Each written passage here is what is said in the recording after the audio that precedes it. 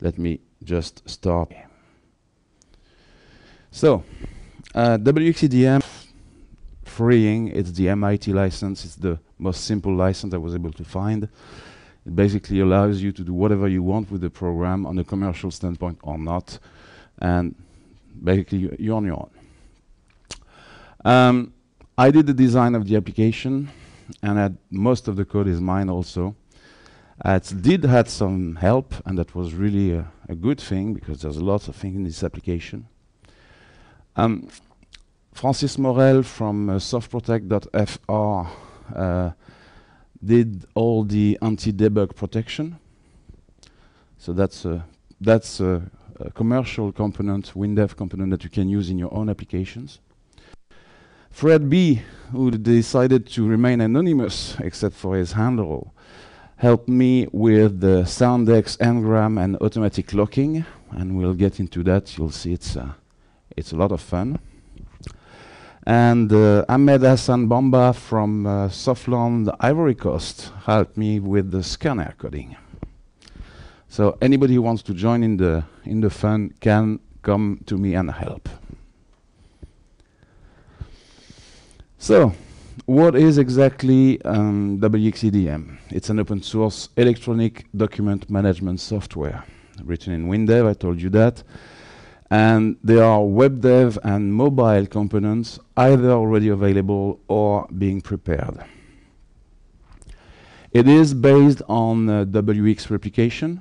For those of you who were not there last year and were really living under a rock for the full last year, WXReplication is also an open source software that I created, which is basically all the components that you need to integrate a replication system into your own application.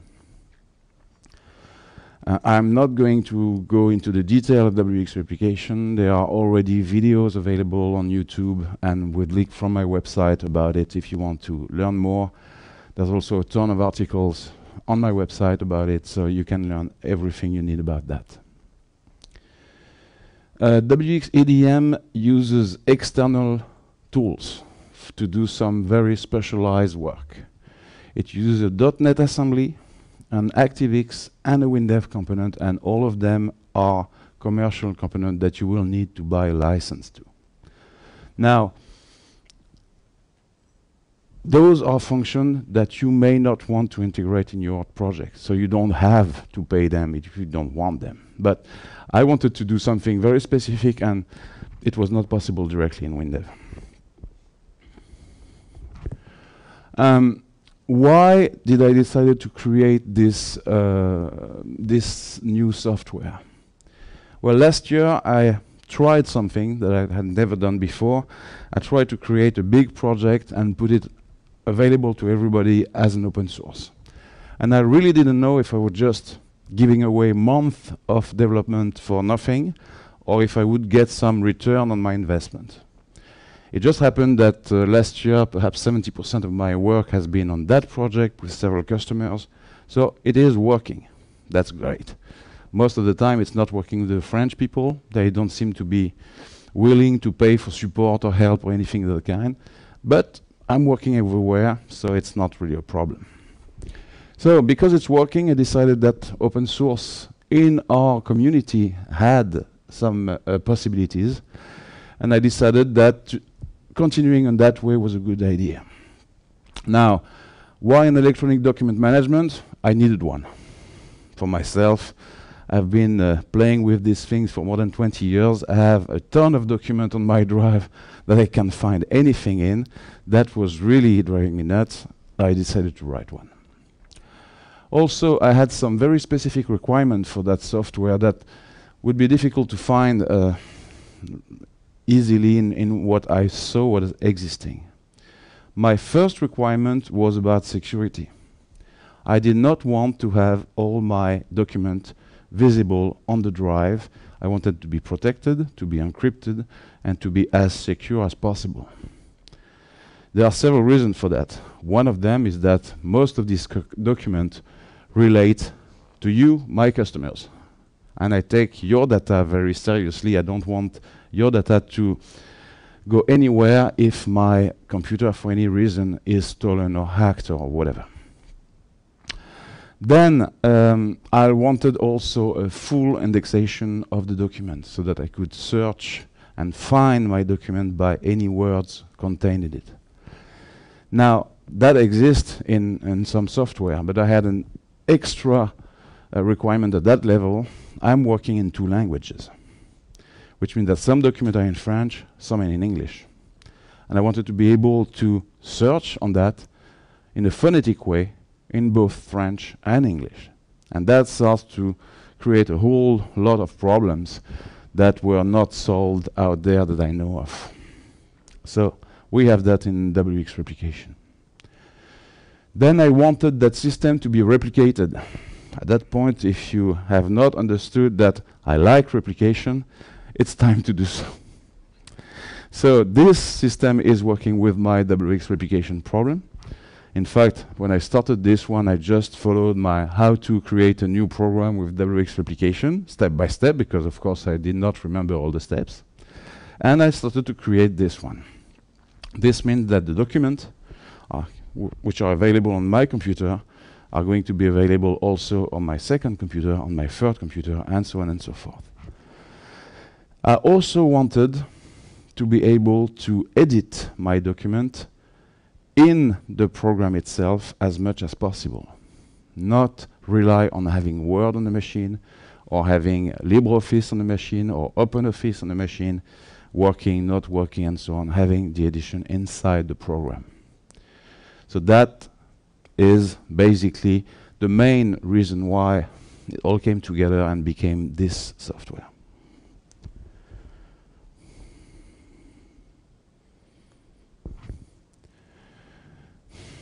So in this presentation, this is what we're going to do. Now, the presentation on WxEDM is there for 12 hours total. We're going to try to go really deep in it so that you can take ownership and start really using it.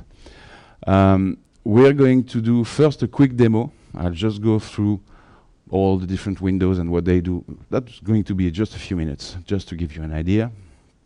Then we're going to go in detail into the security concept, database, encryption, inside document, user and role management, anti-debug, backup, automatic and manual locking, all the different aspects of a security system for a software.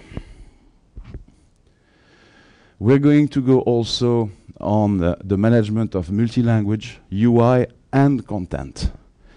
I know that for most of you that may not be a problem because you live in a very, very big country and basically you're very happy to do that only in English.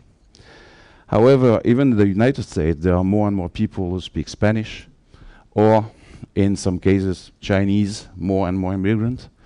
So the multi-language UI and content may be coming handy even for you here. We will talk about how to code the import of the currently supported type of document. And currently we're talking about doc, DOCX, PDF, text, HTML, and images. There will be more formats supported in the future, but time is what it is. We will be talking also about the full indexation of this document with the dictionary concept, because I'm not using the built-in dictionary system in Hyperfile. We will talk also about the Gembox assembly that you can use to manage Word document without Word.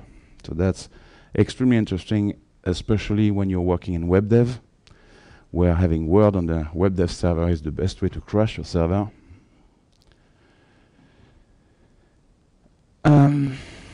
We will also talk about the implementation of the Soundex algorithm. Some of you may have heard of it already. It is a well-known algorithm used to create phonetic value for any words. However, the phonetic of a word is completely different depending on the language of the word, which means that for each language that you want to support, you need to implement a different algorithm. Soundex exists for French and English, so we use that one with just changes according to the language. There are implementation of Soundex for other language available out there, and it is perfectly possible to add new language at that level. We're also going to talk about the n-grams implementation. This algorithm allows you to automatically detect in which language a text is written. This is the kind of algorithm that you see, by example, on the Google Translate page when you're clicking on the automatic detection button. You paste the text in it and it tells you, ah, this text is in English, and after that, where do you want to translate it to? We're going to be talking also about keywords management, how to attach keywords to a document. One solution, at least there are many solutions out there, but the one I chose there. We are also going to talk about TX text control. TX text control is a tool, also a commercial tool, that allows you to edit Word documents in your window, in your application. So that is extremely neat, in my opinion. We are going to talk about the search function that I put in place with exact search, starts with search, and fuzzy or phonetic search. I do not like to use the phonetic thing because Soundex is not perfectly phonetic, and that's why, in fact, there's even a Soundex 2 algorithm that is created for French, because the grouping, the way it was done, was not good enough to really be fully phonetic. So this is working quite well, and clearly we can improve it by changing algorithm and all that. But of course, the more complex the algorithm you use, the slower the thing is going to be when you import document. That's not all in this presentation. During the 12 hours, we're also going to talk about how I decided to build a complex UI. And by complex UI, I mean touchscreen-ready UI, non-modal windows, bar of windows to control them, lots of things like that, lots of things popping everywhere, very pretty. Well, at least I hope you'll find it very pretty. I do. We're also going to talk on how to implement an internal help system. And this means that the help is going to be inside your database and not as an external file with an external tool. We're also going to talk about a little thing I created while I was doing that. You know that in the W language you have a file selector on one side and you have a directory selector with two different functions. And I was sick and tired of that. I wanted to have a control that allowed me to select directories and files at the same time. So you now have in that a super control, a template control, and a window ready with that functionality. We are going to talk about the things that I want to implement in that software in the future, because that's up till now, that was the current state of affairs. But in the future, there's going to be much more functionality. I have a whole list of things to add in there. And if we have the time, we are either going to talk about the replication concepts that are used in it, or we're going to dig in the code wherever you want to go. So what I'm asking you to do is to write down when you see something that really interests you and you would really like to go inside the code very deeply, write it down. If at the end we have the time, we'll take requests and we'll dig together in that code to explain exactly the thing that are done here. I will be showing some part of the code, part that I think are important that you should know about, that you need explanations. But most of this is a construction that uses very simple technique. One of the reasons for that is that I'm trying to build code that will be usable on the web and on mobile applications. And when you want to do that, you reduce yourself to using more basic functionality in the W language, because the more advanced ones are generally not supported everywhere. So this is what we're going to do. I'm going for the whole presentation to present the concept for each part, the ideas behind it, how it's done in general, and you will tell me at the end where you want to go really, really deep.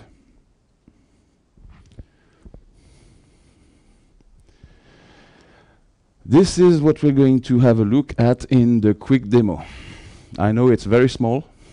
That's because there's a lot of things, but it's going to be just to take a few minutes to go inside everything and just show you. I'm not going to comment very much about each functionality because we're going to go into details in everything, so don't worry about that. It's just to give you an idea about the look and feel of things and how things are organized.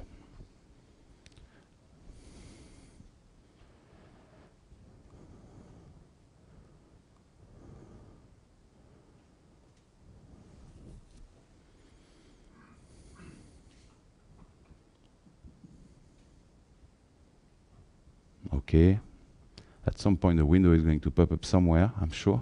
There you go. Okay, let's log in.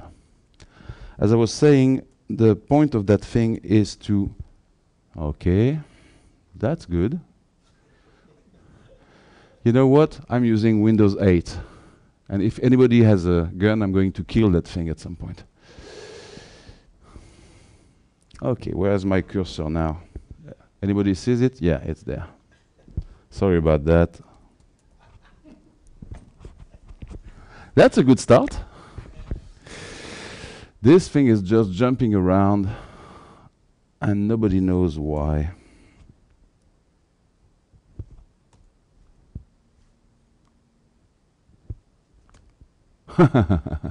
That's great. Anybody has any idea why typing on a W will open the search window?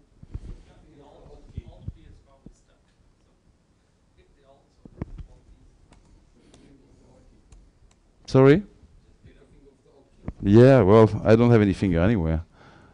Nope. That? Yeah.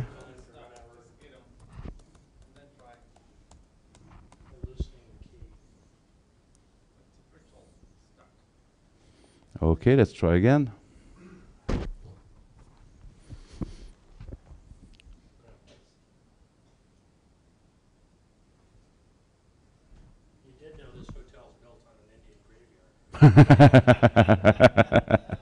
I did not do that, no.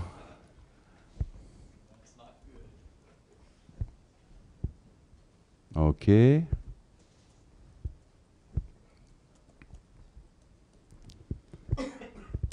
Okay.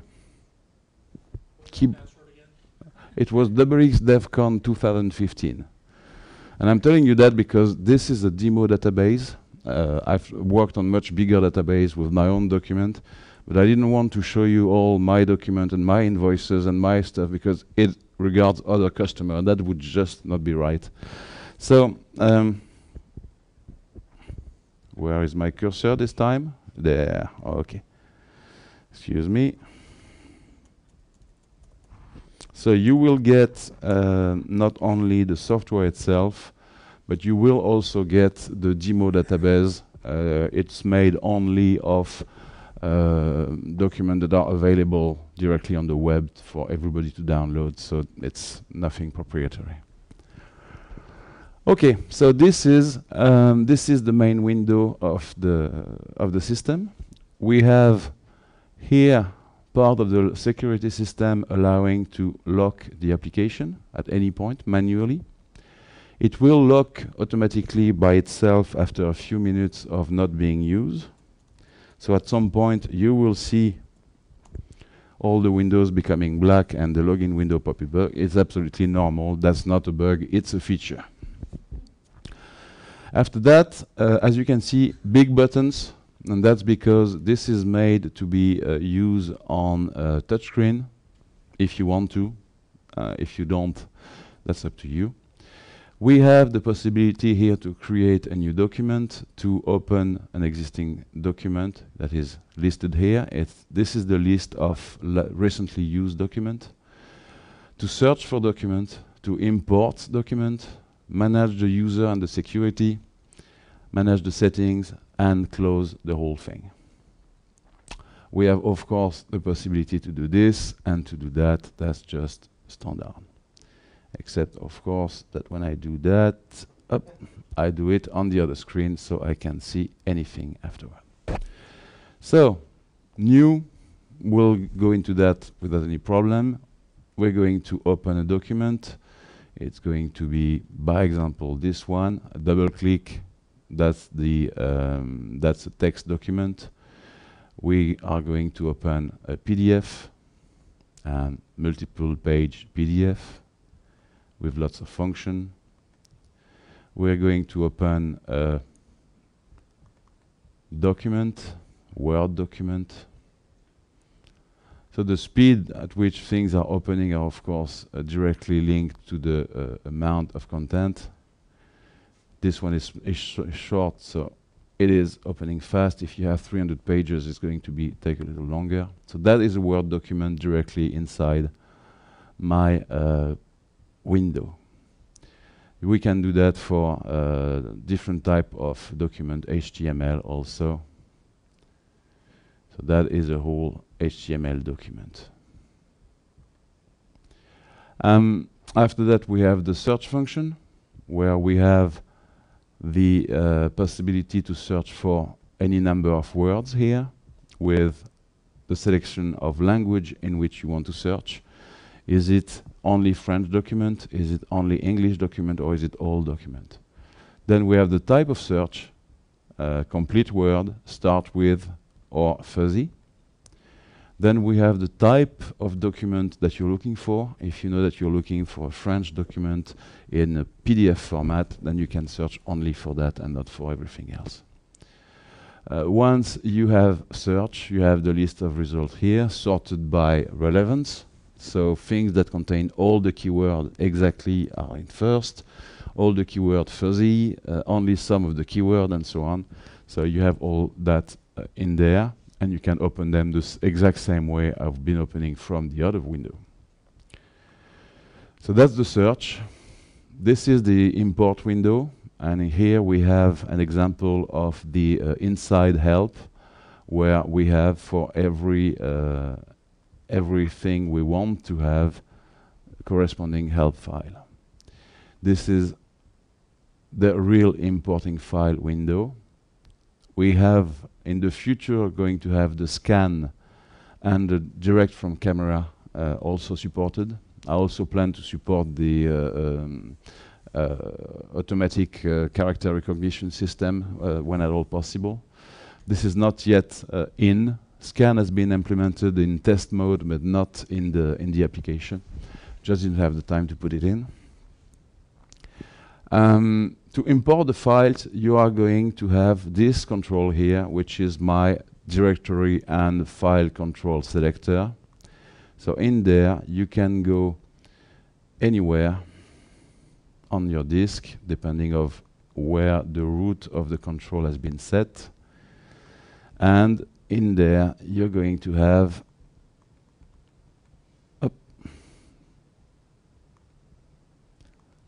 here the example. So I can select at the level of the directory. I can unselect that level, or I can also select at the level of the document at the same time. I can select all that and only some files. And that is a solution for me to several problems I had where you had to choose or put two buttons, one select files, the other select directory. I'm doing it all at the same time. You can import only document of a certain type, in which case even if you are selecting document here that are not there, that will not be important, so that's a control. As you can see here, if I click on XLS, it's telling you not supported yet. I certainly plan on supporting XLS file at that level, just didn't have the time. Here you can tell the system that all the documents you're importing are in English or in French, or that is automatic, that is supposed to automatically find out which one it is. And that is, of course, done on the fly while importing. Finally, on that side, you have the keyword, implementation. This function allows the system to use the whole path of the file as a series of keywords. So in that case, by example, the path is in WXDevCon 2015. So these two words are going to be keyword associated for each document that is inside that area. This is the possibility to also enter manual keywords, and that means that at that point you just typing any keyword or pasting any associated text that you want with it, and you can manage this way very easily keywords. Now that here, delete all document, is a temporary button for me to be able to reset the whole thing and retest again. This is not going to make it in the final application.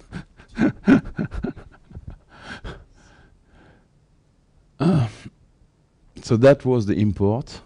User management, we have a list of users. Here I just have one.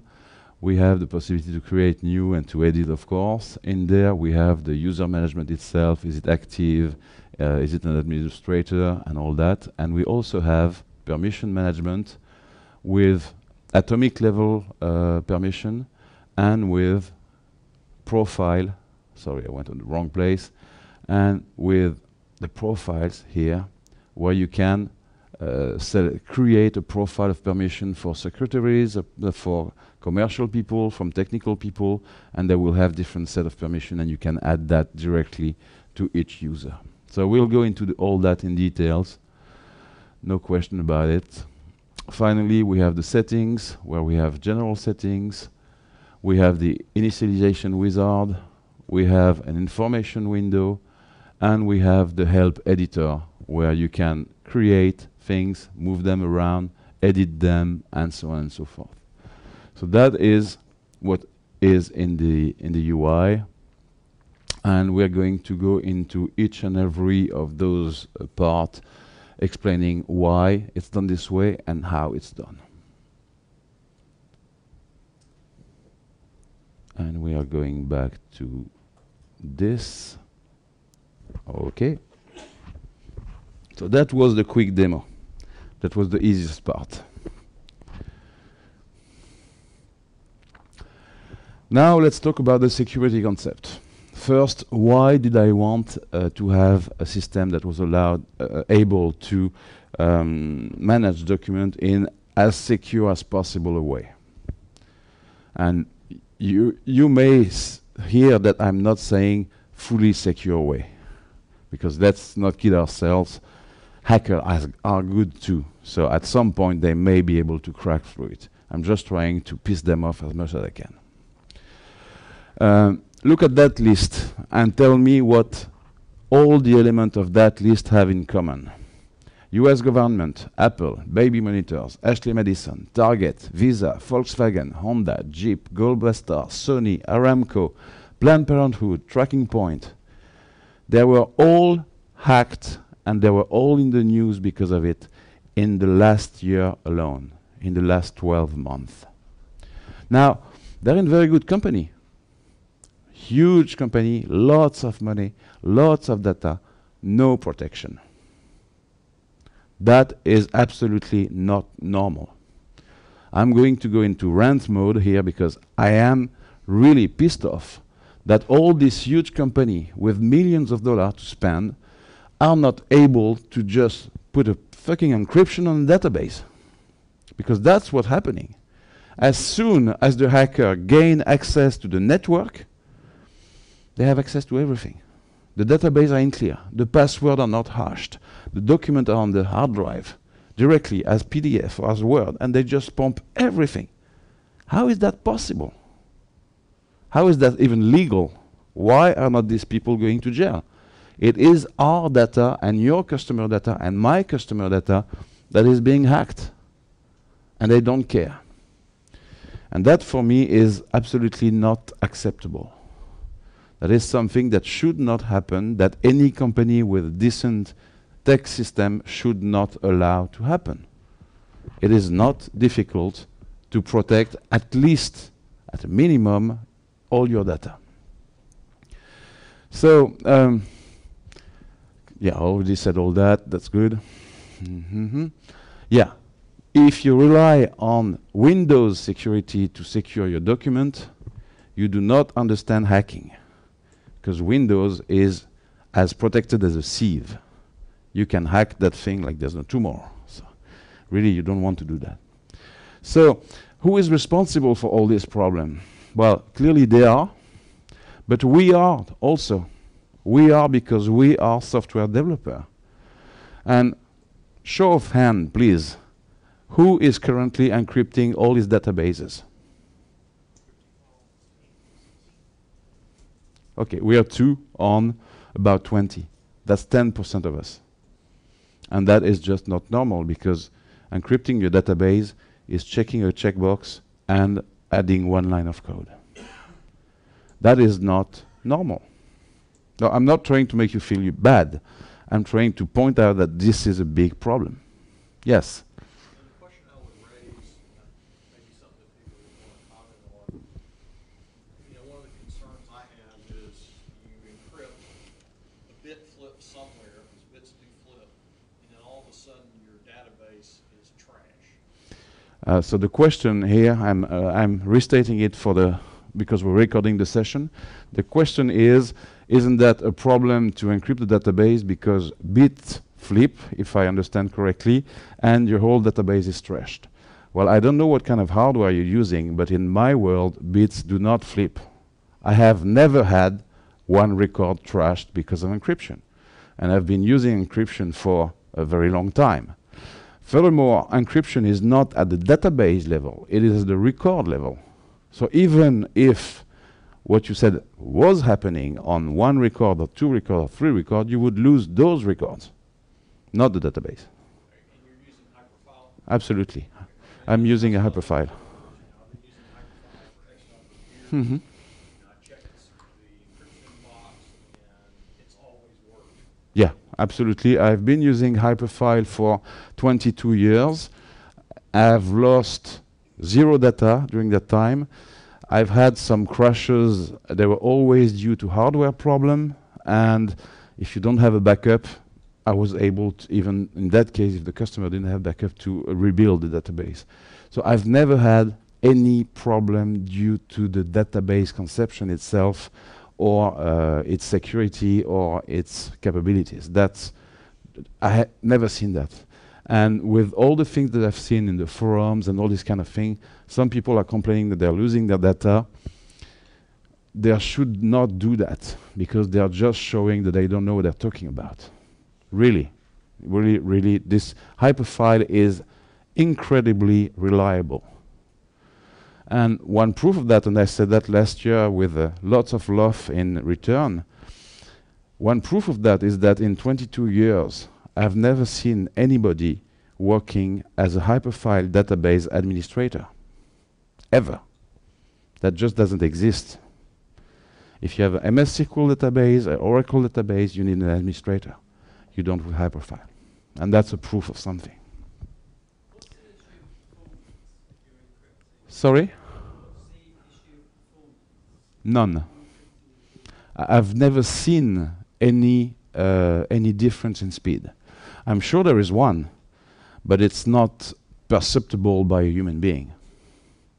No, really no consequences whatsoever, no price to pay when you're turning on the encryption. Now you may want to just try it yourself. You take a big database, you do your testing on the machine, turn the encryption on. Once everything is encrypted, you do the same thing again. You will, of course, you will see some kind of penalty, but it's not a number that is going to be visible by the user. I was never able to see a difference. Remember, they are not decrypting the whole database and encrypting the whole database. It's always at the record or at the field level when you're talking about the index, because the indexes are encrypted also. So this is just very small data each time. So we are responsible as the guys who are designing the application because we are not forcing the customer to have everything encrypted. And that is not normal. We should have all our data encrypted all the time. So my hope is that any hacker in the future who try to hack somebody using this software or software made based on that may find that it's not so easy to get to the data. I have no hope of being Fornox, but I'm trying to be as a pain in the ass as possible. That's my specialty.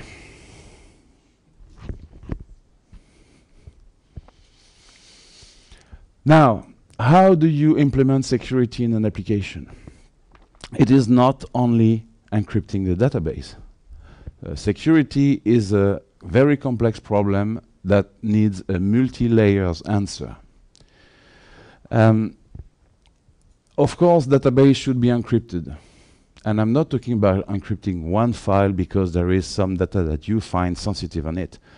I'm saying encrypt each and every file.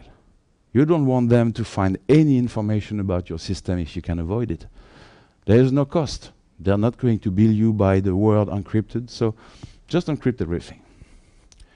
Also, database should never, ever be accessible remotely. ODBC, OLEDB, direct access through the web to hyperfile server, forget about it if you think about security. That should never happen. If you want to do a remote access, create a web service.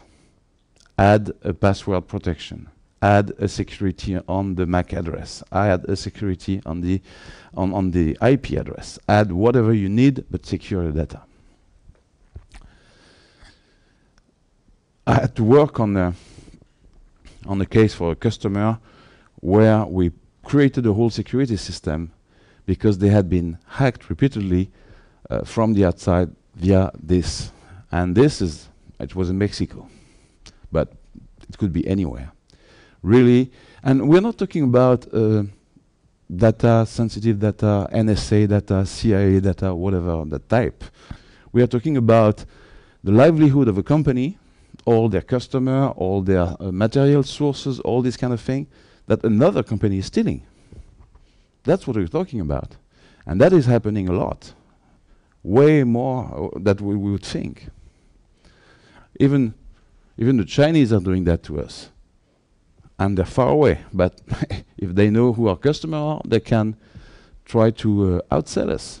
So, yeah, everything should be encrypted. The Hyperfile Control Center is a wonderful tool for us and for us only. You should never have a customer of yours with access to the Hyperfile Control Center. I don't care if they're saying that, well, it's my database. Nope, you don't access that because when you're in there, suddenly you have access to everything. Everything is in clear. No, you don't have access to that because you're not giving the password to them. If you really need that, you create your own control center where they can see the raw data, not edit it, and with a permission control. Login should be mandatory. You should never have a software where there's an option somewhere saying, don't use the login. Because if you do that, you can as well forget about security. Anybody who gets access to that has access to everything. So that, yet. Passwords. They should have a mandatory complexity level. Password is not a valid password. You see, I don't know if you're looking every year, they're publishing the list of the most used password. And there are two levels to that really madness. First, they are asking people in the street what their password is, and the people are answering. Second, this 10 list is about password, God, secret, whatever, Windows, really stupid, easy to find things, and we're not even talking about the name of their boyfriend or whatever. But that's that should not happen. And that can be prevented if you are forcing them to enter a password that has a certain level of security. WxEDM contains a tool that does exactly that. And I've set it at a certain level. I've set it at 6 on 10 in the scale that I created. But you can do it at any level that fits your application. Also, there should be no default password. When you're installing the system, there shouldn't be an admin created automatically. Many software are relying on that to start things. Things are installed, files are created, a user record is created automatically, and it's admin or admin, no password or something like that. That should not be possible at all. The reason for that, we'll go into the detail, is that it's very easy to use that as a tool to hack your system.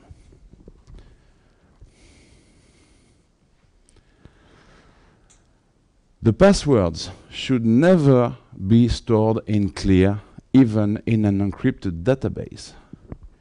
You get a password, you hash it, and then you go into the database with the hash value. Sorry? Password plus seed, then hash. Okay. You can mass produce hash tables Mhm. and then check them.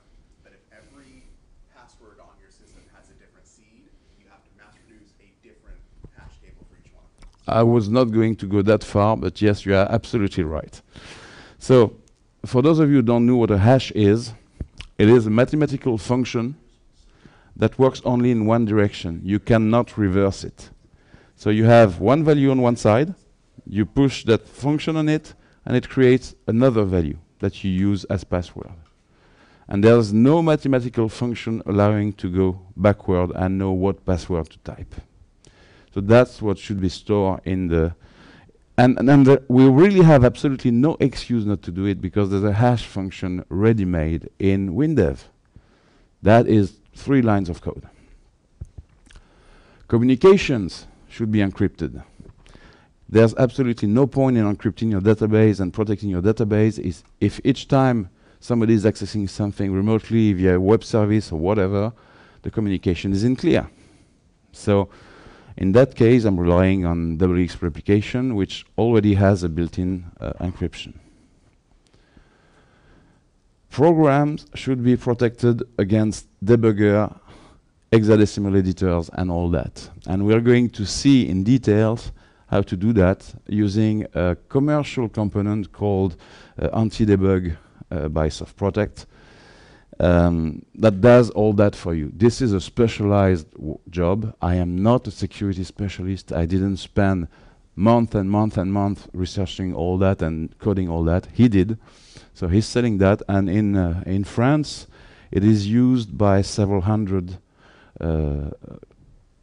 software out there. So up till now, we have never heard of anybody able to pass it. So it seems that it's working fine. We should not rely on Windows security. If you think that because there's an IT guy in your company or in your customer company, your files are going to be protected because he's going to do his job perfectly, think again. Your IT guy may be fantastic, it may be kind, he may be the smartest guy in the world, and he may still make a mistake. And even if he doesn't, there are new security flows found every day that he is not aware of yet. So relying on Windows security is a very bad idea. The documents, your doc file, your PDF, your everything, should be inside the database and not outside. There is a big debate out there when we are talking about electronic document management about whether to have the document outside somewhere on the shared directory and or not. Well, my answer is definitely not. There should be inside, and we will go into details in there to talk about it.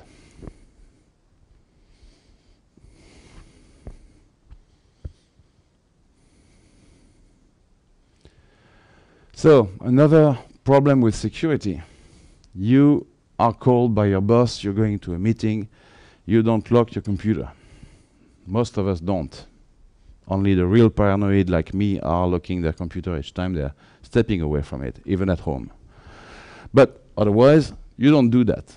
And because of that, anybody that comes behind you, and that may be your enemy in the company, that may be somebody just passing by, that may be a spy, that may be anybody, can have access to your computer, to your data, to everything that's on the screen. Even without touching the keyboard, they can see what you're working on. And there may be some proprietary information that should not be seen. So, considering that we cannot rely on users to lock their system each time they are walking away, we should have an application that locks automatically after n minutes. Users. We have to be conscient that the weak link is very often the users of the system.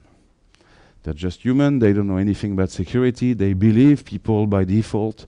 So when somebody calls and say, I'm from IT and I need your password to do this, well, guess what? So, even if somebody gains access to somebody's password, they shouldn't have the key to the castle just like that. So your user should have permission as limited as possible. You need to give them enough so that it can work, but not more than that. They shouldn't. When I hear cases like the Snowden guy or the guy before and all that, and because they had a clearance, suddenly they had a clearance to see everything in the world. What kind of security system is that? I thought this guy was from the CIA or the NSA and they were paranoid. This is just, this is silly. This is just plain stupid. You gain access to the document you need to do your work and not one more. So that is what we're going to try to do at that level. The automatic application functionality are a nightmare. You have to remove them completely because allowing export through that or through the printing or through all this kind of thing should never happen. You have no control about what's done in that. PCSoft is starting to realize that, and they are adding functionality at that level in version 21. I started to read the brochure, I didn't have time to finish, but there are new toys for Christmas. Believe me, it's going to be fun. So there are, by example, in the print preview, they are adding a new set of code for when from the preview you're really printing. So you can prevent that, log it, or do this kind of thing. Little by little, they start to realize that we need this kind of stuff. Currently, you should not allow the automatic application functionality to be active at any moment, or the printing of anything. You should not be allowed to export to Word, to Excel, to things like that without a control. That should be part of the functionality of your application, not automatic. The backup. I've seen cases where the database was perfectly encrypted and the backup was unclear. That is not normal. The backup should be a security feature, not a weak link. Now, with WxEDM, we don't have that problem because the backup is the replication. Each time you replicate on several machines, including server in the cloud and things like that, you have a backup. So we'll talk about that in more details. Remember that the security is never perfect, that humans are often the weak link, and that the only thing that we can do is to reduce the target surface as much as possible. If the hacker has to work really hard to get to the data, there's a bigger chance of the security team of the company, of whoever, to find the fact that there's a hacker working before it's too late.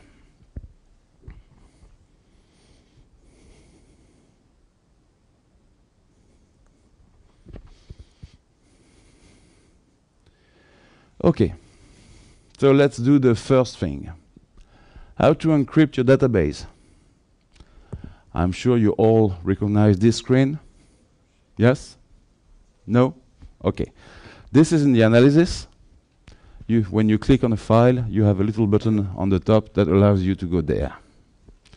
Once you're there, in the Details tab, you have to select the type of encryption that you want. The one I'm using is automatic encryption if password. That's the highest level of encryption with the RC5 algorithm on 16 round of coding. And of course, I'm using a password for each file. This is a joke. Enable a high security level. When you click on that, it tells you now that the high security level is enabled, each time you're going to modify the file, you're going to have to enter the password, which means that the password is going to be exposed to a lot of people all the time. That's not a security feature. So I'm not using that. Here it's telling you that you should also encrypt the connections. That's what when you're accessing the database from the outside, don't do it. So now you need to have that set up this way on each and every file.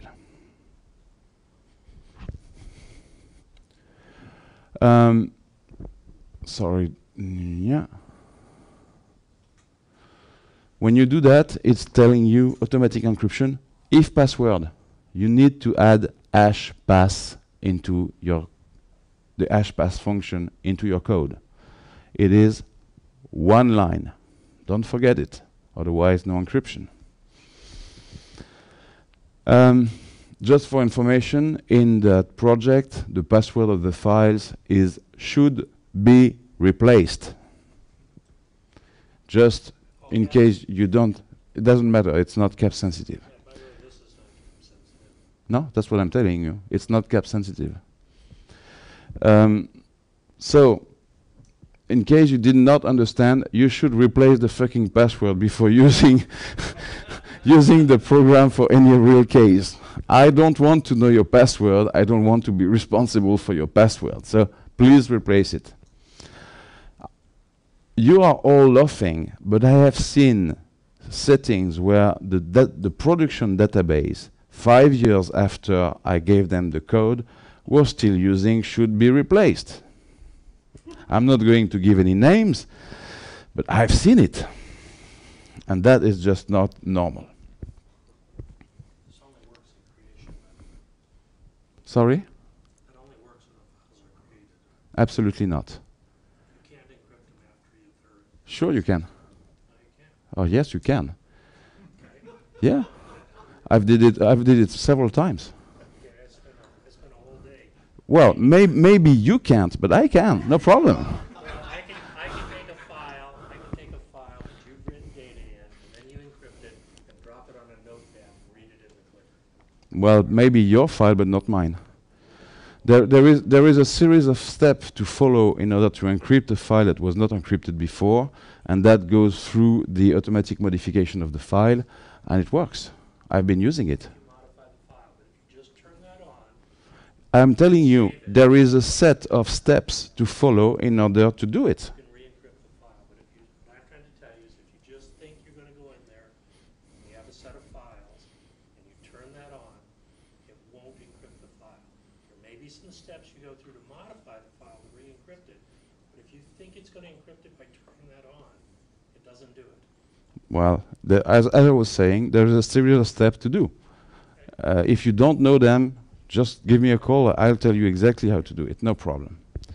So, the database should not be accessible remotely, which means that you have to get rid of ODBC, OLEDB, and remote access. When a customer tells you, I want to be able to access my files through Excel, the answer is no. You can, it is perfectly possible, you can provide an API, local API, or on the web API to access data in your files and send them XML, Excel files, whatever they want. You should never give them direct access, ever. That's a security risk.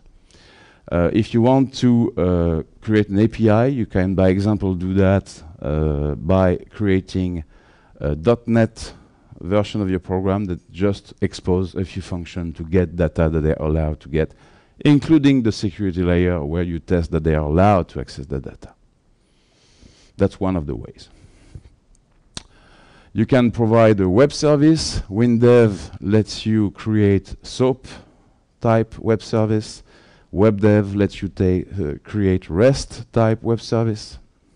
So there's no excuse not to give them access that way. It's perfectly possible. There's nothing hard in there. Anything that you provide should be encrypted. If you start to provide a link to the outside and there's absolutely no encryption on the link, it means that anybody that put a sniffer on the network is going to get your data. So even if you provide an API, tell the people who are coding on the other side, this is going to be encrypted using that algorithm, and the password is going to be that and that, or change every month, or whatever security level you need. But don't send data in clear. Otherwise, anybody with a sniffer on the network read everything, absolutely everything. So if on the other side they are not able to decrypt something using some kind of standard algorithm, then do the job for them and provide them with the tool that they need. But don't let them see data in clear. All your systems, it doesn't matter if it's in .NET, REST, SOAP, whatever, should always be password protected. If you protect your main database with a password and you do not protect the remote access with a password, you're not protecting anything. Also, you should limit that to what is absolutely necessary, really necessary, not just I want that, the customer wants that necessary, but really necessary. If you are not paranoid, nobody is going to be. And you're the one responsible for all that. Now, WXReplication does all that. It is using a REST type web service developed in WebDev with encryption on both sides and a communication handshake at the beginning to be sure that you are who you're supposed to be.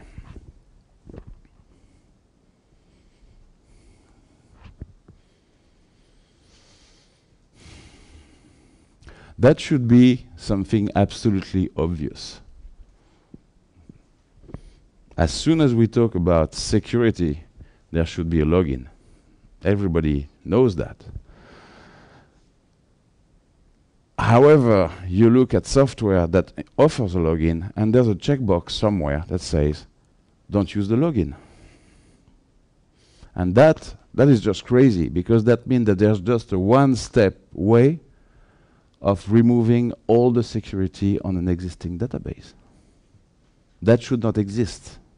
It should not be an option that you offer, ever. If the hacker, by any means, can access just that on-off switch, and generally it's just a Boolean with 1 byte, so they basically need to change a 0 by 1, they have access to everything. That's all. So that is an option that should not exist ever.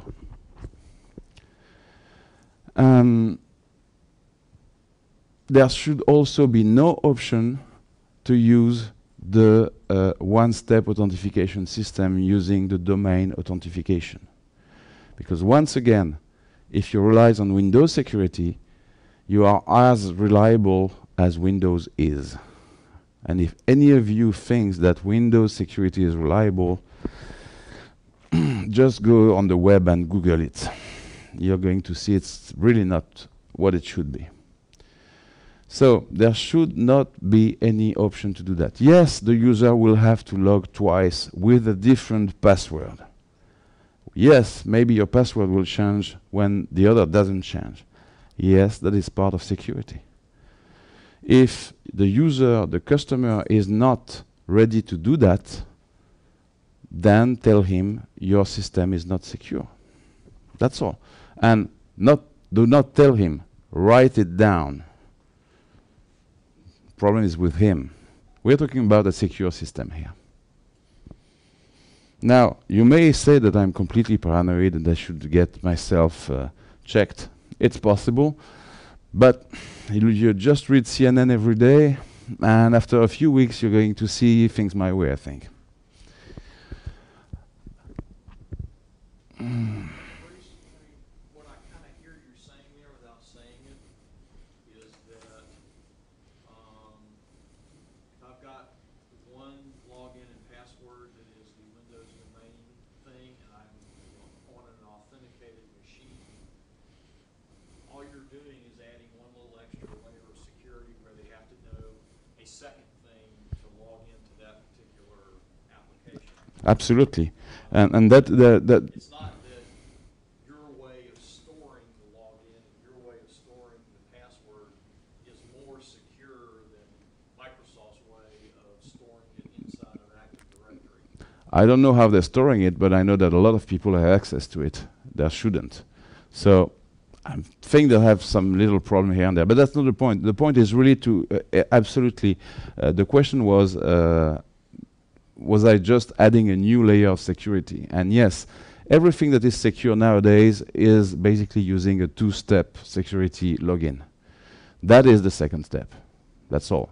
Now, in this case, currently in WxEDM, I just have a classic login password thing, which is absolutely susceptible to fall with a keylogger.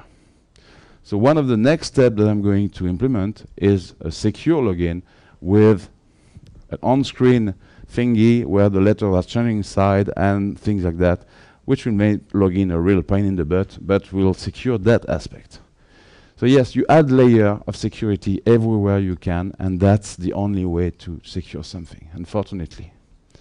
And it goes to the point where security is so bad that you cannot use the product. So the balance here is extremely hard to strike. You have to really try to do something that is as easy as possible for the user, while at the same time be as secure as possible. But there are some things that you cannot just accept if you want to pretend at any level to be kind of secure. This is the next one. This is part of the user window. We went very fast on the window, and we'll go further on it, but I wanted to show you the password field. And this is me typing a password, and this here is the indicator saying if the password is secure or not. I created, and that's just my stuff, but you can certainly change it if you want.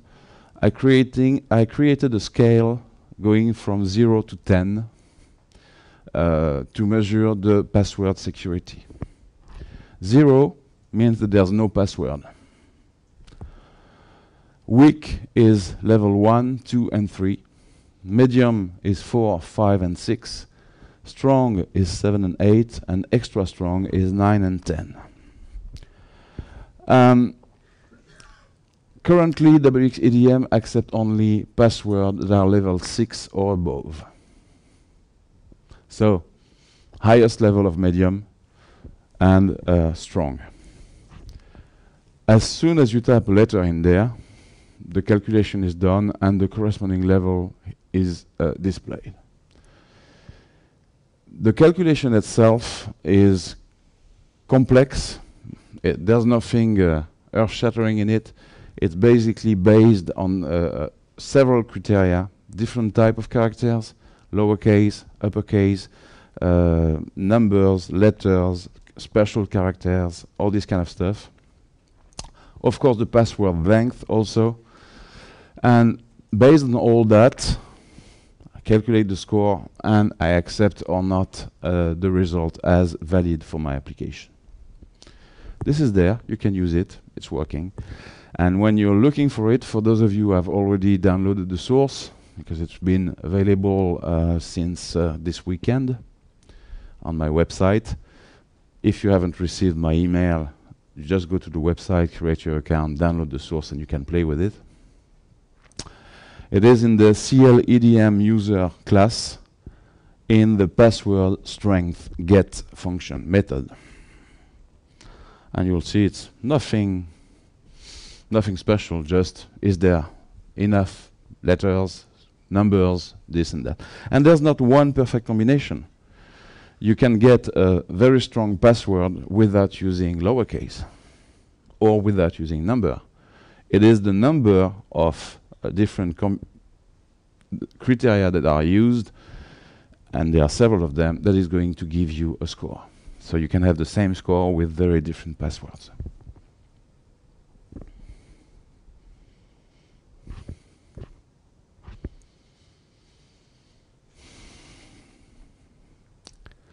There should never be any default password in anything that would like to be secure. I don't know here, but where I live, they were giving away their DSL boxes with admin password. So they will not tell you that in the documentation they would give you with it, so you had to go on the web and search, okay, orange box, password, admin. Okay, cool. And the remote control was by default turned on with that thing. And that is the biggest telecommunication company in France, Orange. Before that it was called France Télécom. They were so ashamed that they bought another company and took its name. It's unfortunately true. So there should never be a default password, which means that you have a problem, because clearly at some point you're going to install the program somewhere and you're going to have an empty file. So what are the solutions? The solution that I've used for years and years and years before I realized that it was really not a good idea. One thing that I've seen and used at some point in my life was, well, if the user file is empty, you don't have to log in. Wait a second. Wait a second. So you mean you just have to replace the user file by an empty one and there's no security? Yeah, that's not good. Now, create automatically the default user and password with admin, or any other value is just as bad, because that default value is going to be known at some point by somebody. There's no question about that. Somebody is going to get to it. At that point, you just need to create an empty database somewhere, replace your user file by another one, and once again, you're screwed. Everybody has access. You can also install a pre-filled user file with your application, but that's the exact same problem. You just need to reinstall your application on another machine, take the file, put it there, and it's a default password. So the default password should not exist ever. This way, nobody can delete the user file and access anything. If you delete the user file, there's no user, you cannot log in, you cannot access. Now,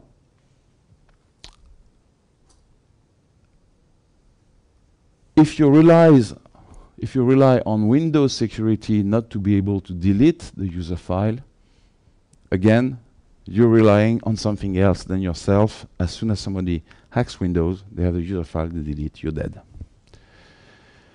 In a centralized database case, if you're using Hyperfile Client Server, it is rarely true that nobody will be able to gain access and delete your file. So that's not a good solution. Now, in a replication situation, it is never true, because under Windows, most of the time, users are admin of their own machine. So they will be able to delete their own user file and gain access to everything. So this thing is even worse in a replication situation than it is with a centralized database.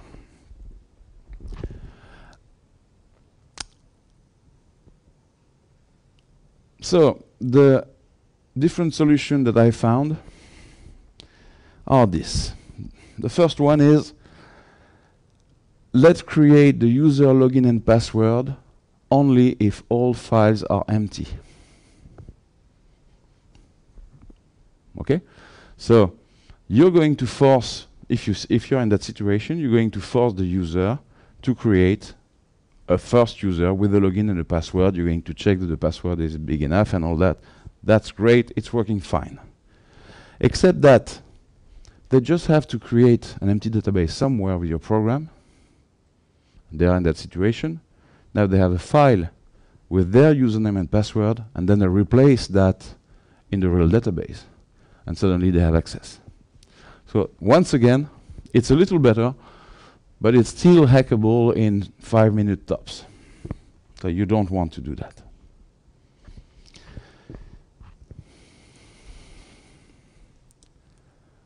So if you delete the user file, it's going to still ask for the login and password.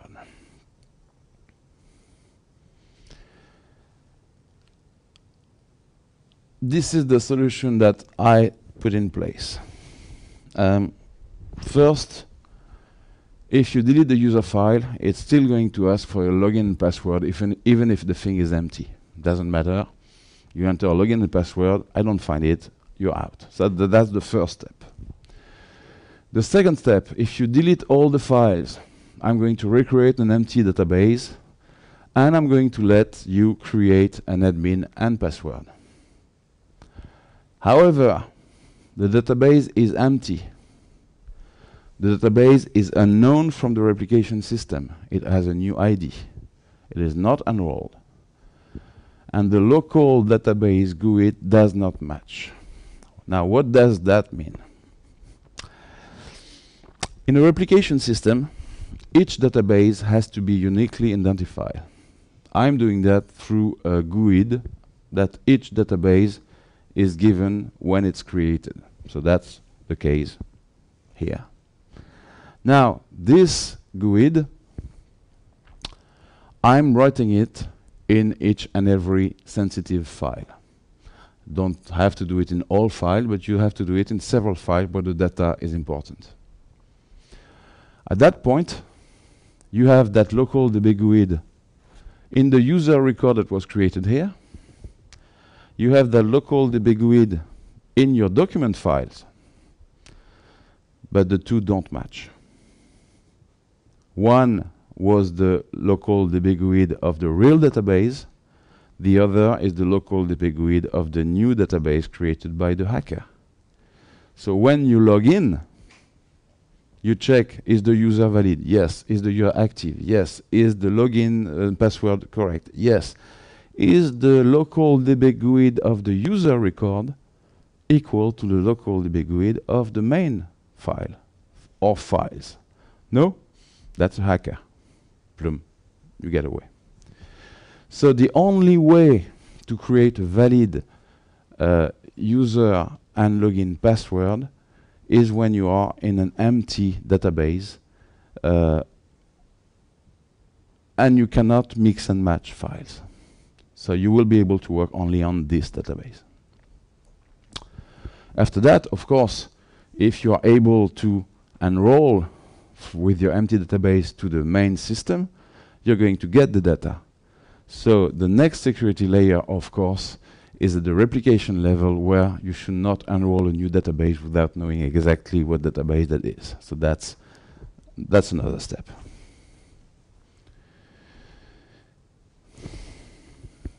I'm pretty sure that I killed a few of your brain cells on that one. Was I clear enough? I was trying to clear enough, but it is a complex problem, and I spent a lot of time working on it to find a solution. If any of you has any idea on how to hack that thing, please let me know so that we can deal with that and improve the system. Do not hesitate to tell me that I have a big hole in my security. I prefer to find it now. Yes? Well, this is not an effort to hack the system, but it's a question about the security part of it. Have you implemented, and I'm thinking about like a brute force attack or a dictionary attack? Mm-hmm. It seems to me those are fairly easy to prevent by just saying free long file, this user is locked out until some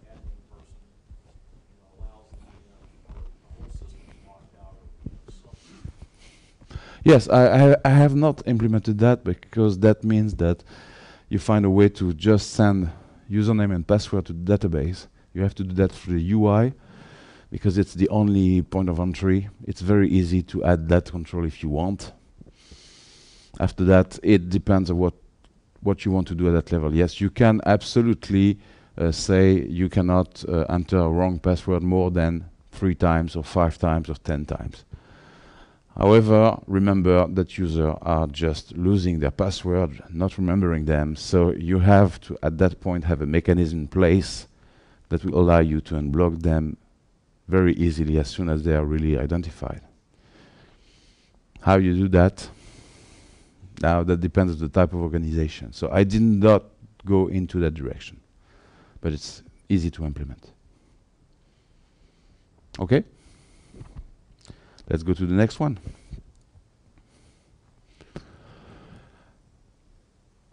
The password should never be unclear in your database. We talked about it.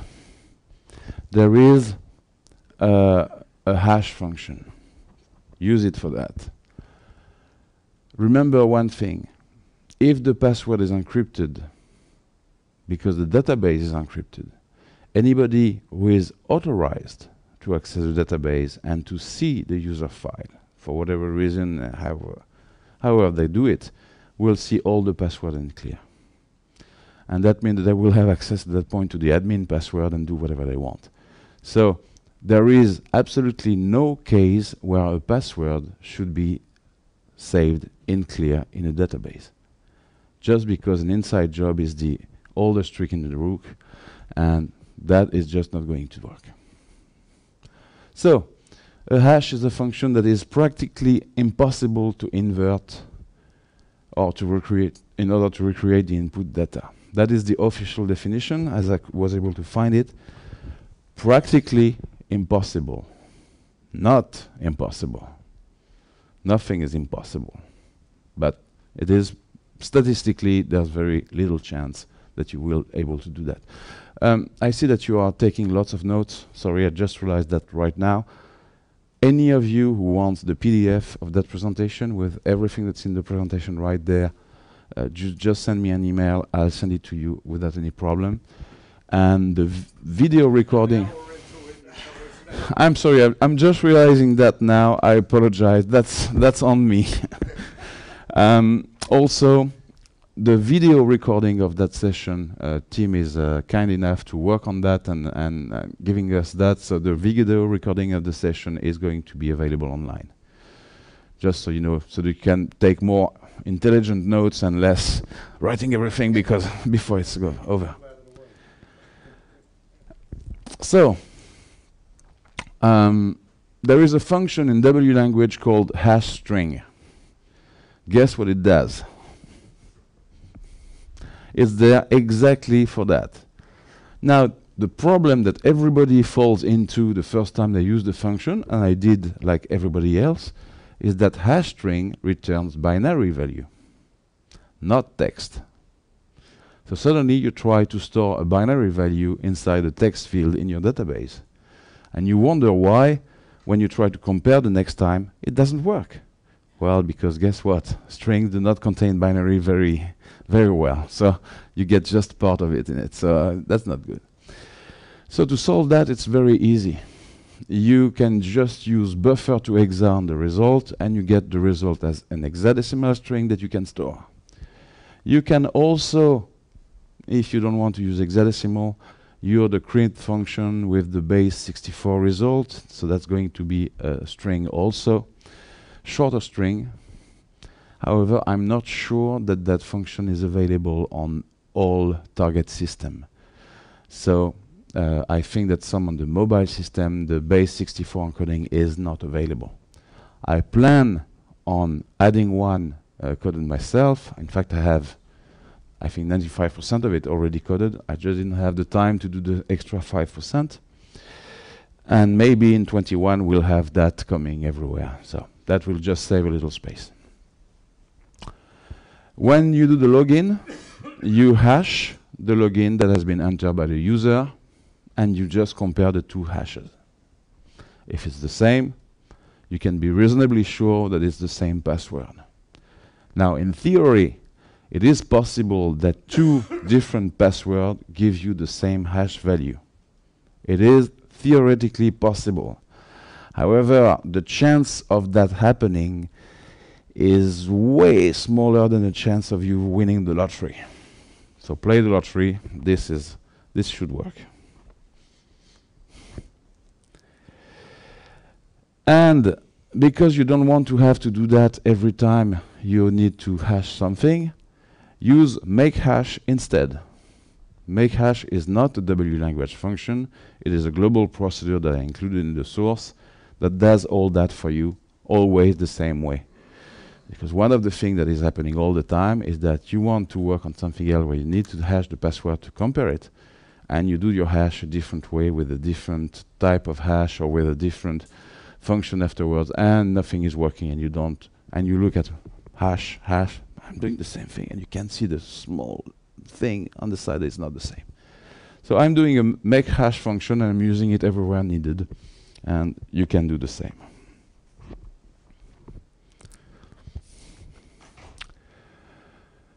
Okay. Encrypted communication. If you communicate with anything, it should be encrypted. Otherwise, it can be intercepted in clear. What communication? All of them. SOAP, HTTP request, FTP, anything you're using to communicate with another program, with another machine, with anything, should be encrypted. When I saw in the news that the communication of soldiers on the ground to their satellite could be intercepted with a $60 kit from Radio Shack because it was in clear, I was out of my mind. And I'm not kidding. If you Google that this information, you will see that the American Army bought extremely expensive communication technology, satellite technology for people on the ground, not encrypted. The hackers had access to the video feed of the drones. They had access to the telephone communication of the guys on the ground with a $60 kit. That is just nuts. I don't know who made the decision, but he should be fired or executed. I don't know which one of the two, but that's just not... No, come on. We're not even talking about a commercial database. We're talking of the life of people on the ground, your own soldier. That is just... Send them with paintball guns while you're at it. It's... So, in our case, in WxEDM, I'm using HTTP request for the replication part, and the data packets that are sent are encrypted before sending.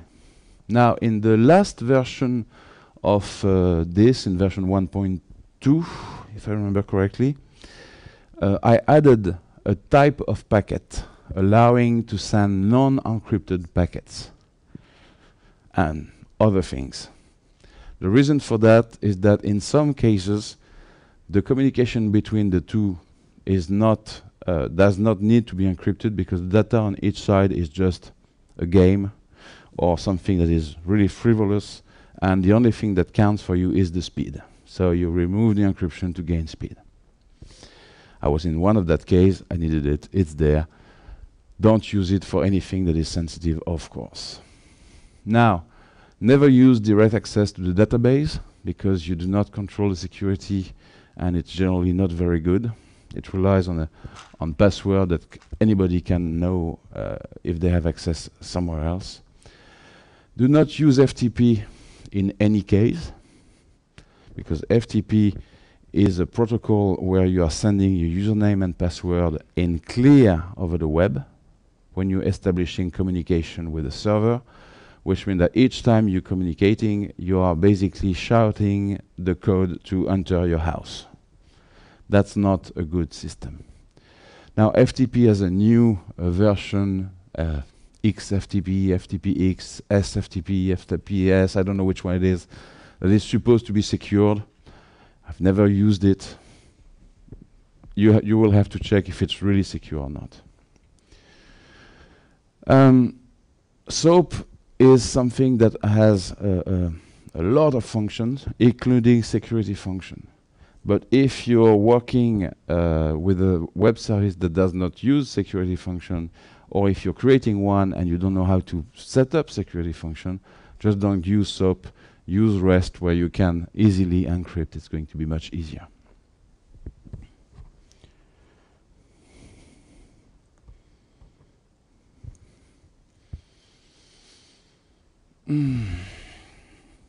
Okay. I hope you're all sitting well in your chair, because that's a very, very good one. If you ever check the checkbox, use report and query in your program, you are putting the source of your project init code directly into the executable visible with any hexadecimal editor. So, project init code, that whole bunch of code, just the project init code, is in clear now in the exe. The first time I saw that, I thought, what?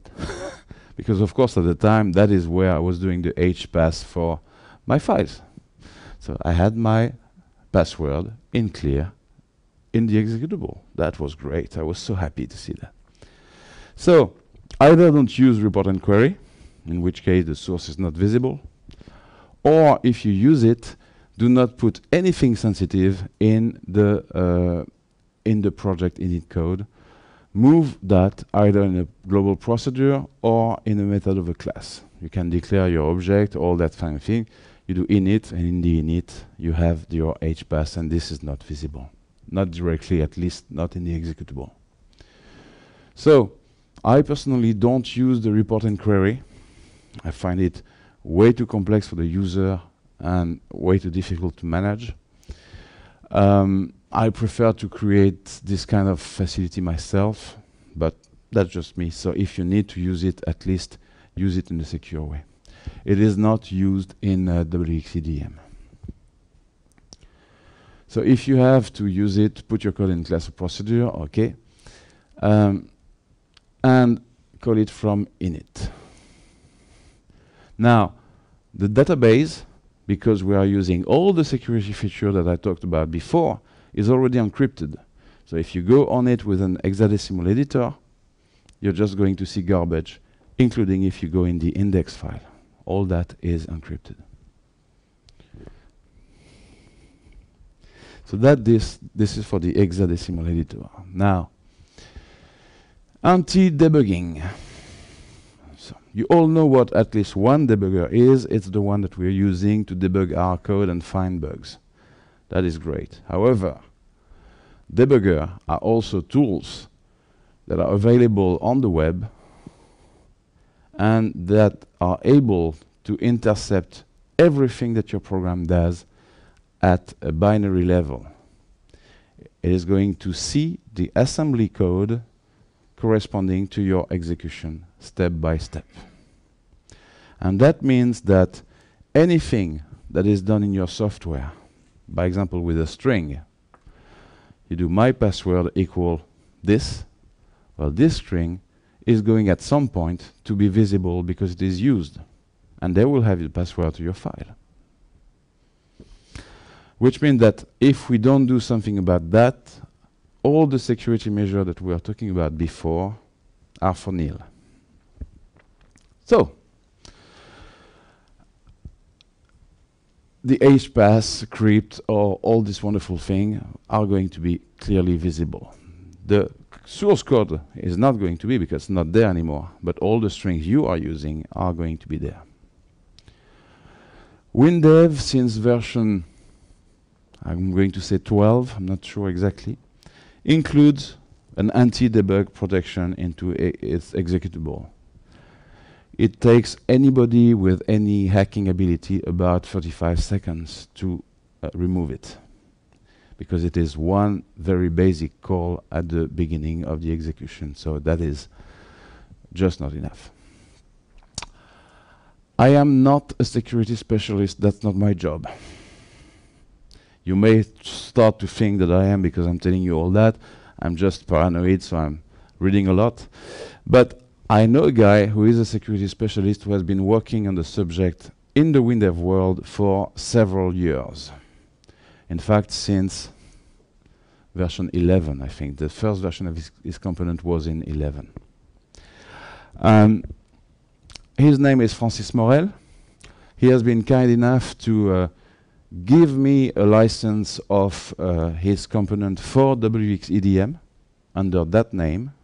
So as long as you're using it with that name, the license is included. As soon as you want to make it your own and change the name of the executable, you will have either to stop using the component or pay a license. The license is 250 euros per application, which basically means that if you're working in the professional world, it's free. It's really nothing. It is currently available only in French, but as soon as this conference is over and I have a few hours in front of me, I'm going to translate it from A to Z. I have already translated the documentation.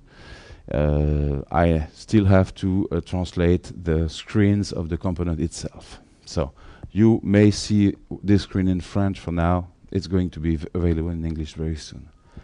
I encourage you to really think about buying that thing, because this is something that's been used in France for now several years. At least 100 applications are using that, and nobody has heard of anybody able to go over it. So up till now, it's working fine. Francis had that protection tested by, he's in the security community, so he had that protection tested by white hats, and they were not able to get over it. Now, given enough time and enough money, even that is possible. However, it is not easy. So how is that thing working? Oh, and I do not take any percentage on the sales, so I'm not saying that because I want to make lots of money with your protection. That's not the point. How is that thing working? Well, a debugger, in order to be able to do his job, needs to hook inside the execution of your program, and for that there are some very specific functions available in the processor. These functions are there because they are necessary for PCsoft to be able to debug its own software, and for us to be able to debug ours. However, they can be used also for that. So the component that Francis is offering is detecting the debuggers, and as soon as it's detecting anything that is done by a debugger, it is closing the program. So they cannot go any further and see anything.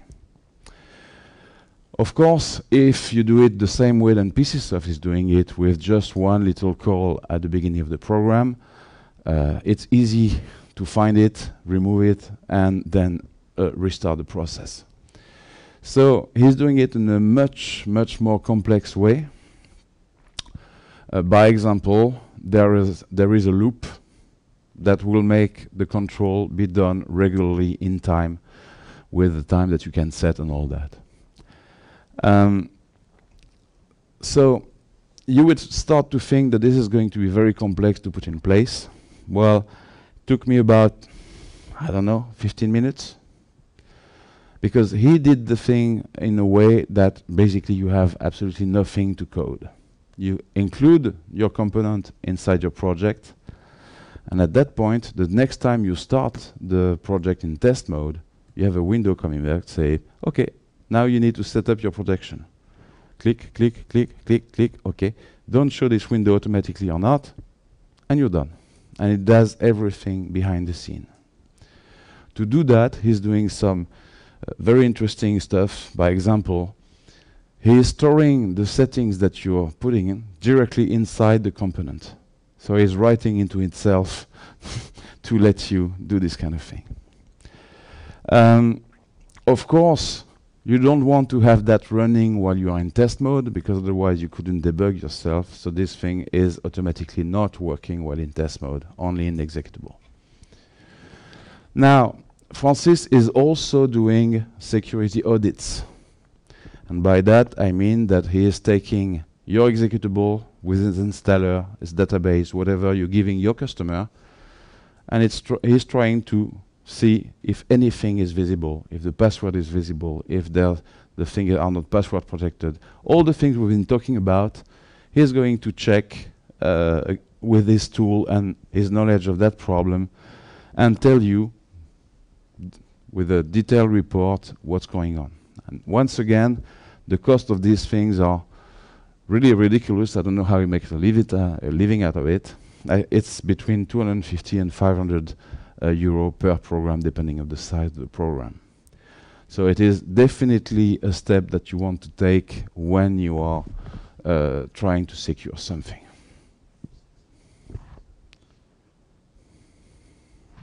And again, I'm not getting a percentage. So just wanted to let you know that this is available and that I think it's a good idea. Francis does not speak very well English. He understands it.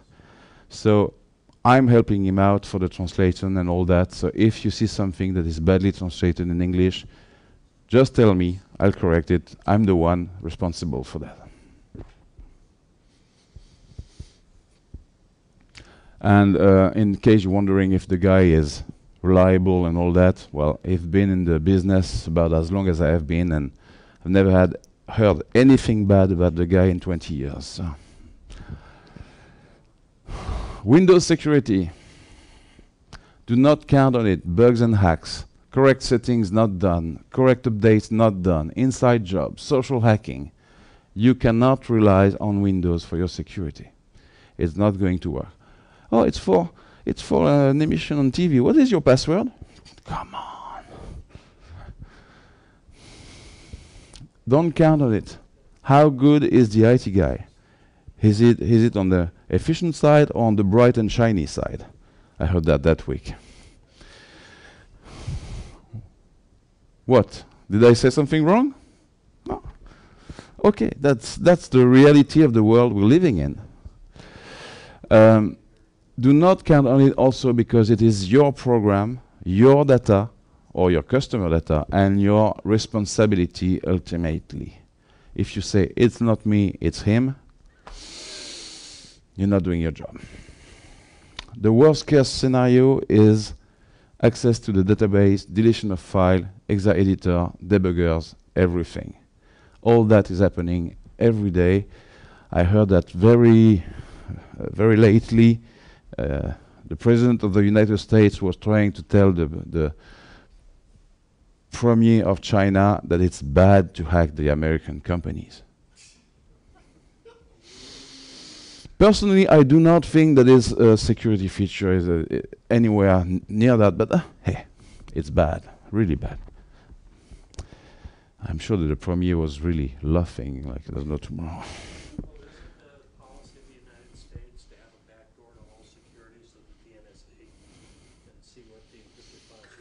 I couldn't tell you. I'm not the President of the United States. So, sorry. Well, it is perfectly possible, but they're saying no. They're actually trying to pass a law that says that. Well, but there has to be a backdoor to every type of encryption. So that's such a bad idea that it's not even funny. But it's real. Yeah, and I've heard about the push to try to do that. But really, these people should talk with us. No. No. No. Yeah, I am. And if I have to, I will never come back in the United States again, but I will not do that. Just because I find this hilarious, there's a law from World War II. If we on American soil send anything that is SHA encrypted anywhere outside of American soil, we're breaking the law. Yes. However, it works only. I'm going to repeat that for the record. There is a law, I didn't know it was from World War II, but that if you, as American, export at any time anything that is SHA encrypted. It's technically anything that's encrypted. Okay. But the definition is Outside the United States, you are going to federal jail. However, there's a very funny loophole in that thing. Not if it's a book. Yeah, and I know that because I've been studying a guy who's in the security business, a guy who does encryption stuff like crazy, and he needed to go to a conference in Australia and present his stuff. But he couldn't get outside with the floppy because he would have broken the law. And of course, at the time, he was well known, so they were waiting for him at the. So he printed the whole shebang. That's a book. There's no law against a book. He went over there, and he had 5 guys typing the code like crazy to recreate it on the other side. I think it was the guy who created the Pretty Good Privacy, if I remember correctly. I'm not sure, but I think that's where it's coming from. So, yes, there's a law. It's stupid, and you can go around it, and wow. That's so. It's obvious to me that your intent is to smuggle drugs here by doing this. Oh, sure. Sure. But you know what? You know what? I'm not going to smuggle drugs. I'm going to smuggle inkjet cartridges in big because it's much more expensive and I'll make more money with that. Do you know that inkjet ink is the most expensive product on the planet on a per liter basis? It's more expensive than gold. Yeah, you have about that much ink in a cartridge. It's amazing what they can do with that thing. That's why they're practically giving away the printers. No other reason. So, Windows security, where was I? Yeah, okay. Now, document inside the database or outside in a directory somewhere on the server, by example, where everybody need to have access and so on and so forth. And there is a big debate about that on how to do things. I even had that debate again with a friend of mine last week when I was coming in, and he was all for put all the file in a directory. Guess what? He's a system guy. That's where he can do something or not. Now, this is the pros of putting the document inside the database as I see them. And then I will try to list the cons of doing that, as many people have told me in a very, very forceful way. And I will try to show you that they are absolutely wrong and that I am absolutely right. I will try. We'll see how it goes. So, the pros. The first pro is that it is secure because, well, the database is encrypted. At that point, if your database is not encrypted, please, the door is right there, with no point in going any further. Because it is inside the database, it does not rely on Windows security. Now, that does not mean that your Windows network should be fully open. Windows security is an absolutely necessary layer of security. But it's not enough. So it does not rely on it, and that's good. Also, there is no risk of a missing file. One of the problems of any electronic document management system that relies on files being on disk is that something or somebody outside the software can delete the disk, delete the file, rename the file, remove the disk, do whatever they want outside of the application. So suddenly your application has a pointer to a file that just does not exist. That I find that not really good. Also, one other problem is that if you do a backup of a database that just points to files, you're doing a backup of the database. You're not doing a backup of the files. You need to have a separate backup for the files, and in my experience, people are not doing it because there are too many files and it takes too long. So when you restore something, you don't have the files. Or you don't have the right files, or the same version of the files, or the same name for the files, or anything of the kind. So that is practically begging for problems. Now, we're going to go to accounts. It is, and I'm not the one saying that, remember, this is what I was told. It is much slower because the documents are in the database and the database is much bigger. Well, if your data access is slower because you have binary document inside the database, it is because your code is not good. It's the only reason. Of course, if you're doing a query and inside the query, when you need only the ID of the file and the title of the file, you're also getting the binary value that you will never use, yes, it's going to be slower, but it's not because of the database. So that, for me, is absolutely not a good reason. The second reason that they were giving is that if your documents are inside the database, the backup is going to be much harder because, well, your database is going to be 50 gigabytes or 500 gigabytes, depending on the number of documents. And that could be true.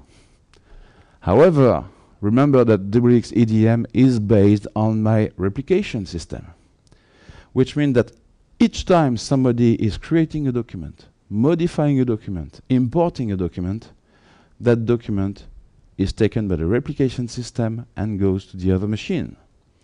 Which means that in the replicated system, you don't do backups. You replicate. And you don't have one backup. You have 5, 10, 20, 500 backups. And each and every one of them can be used to restore. In fact, you never restore. If you have to replace a computer, you put a new computer, install a program, enroll, and you get your document. It may take some time. Okay. But it is a perfectly safe system. Especially if you set up things correctly and you have at least one computer outside the building. Wherever you want, in other buildings. This way, if there's a fire, you have one full database where you can restore from. So that, for me, is also not a good reason not to put the documents inside the database. Now, and that was one of the questions that I had before. Database files can break. Well, if the file containing all the binary memory is broken, yes, you're losing everything. However, and we're talking here about Hyperfile Client Server, the one I've been using for more than 20 years, it doesn't happen. Or when it does happen, it's because you have a hardware problem. Hardware problem, power problem, network problem, some kind of stuff like that. It's the only case where I have seen the database broken, only. And between all my customers, and all that, I have seen that perhaps 3 or 4 times in 20 years. So that's really not a big problem. Furthermore, if one database file breaks, we are replicated. We don't care. Delete, reinstall, enroll, done. May takes a little while to do it. Okay. You may have you may need to have a machine in reserve ready to be put in place with already the database on it. Okay, but that's all. That works. So my take on all that is that there is no contraindication to putting all the documents in the database. If you have any other argument against that now, please speak up. Because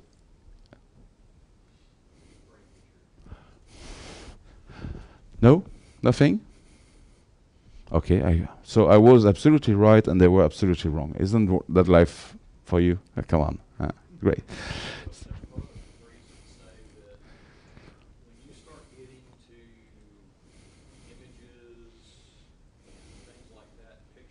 Mm-hmm. You start getting any quantity of that stuff, Mm-hmm. you start getting up to gigabytes or even, I have a small client, he doesn't have to be a big person, but in his business, he takes a couple thousand photos every day. Mm-hmm. And he's got to keep all that stuff essentially forever, because he may get sued or whatever. He's got to go back and prove certain things. I mean,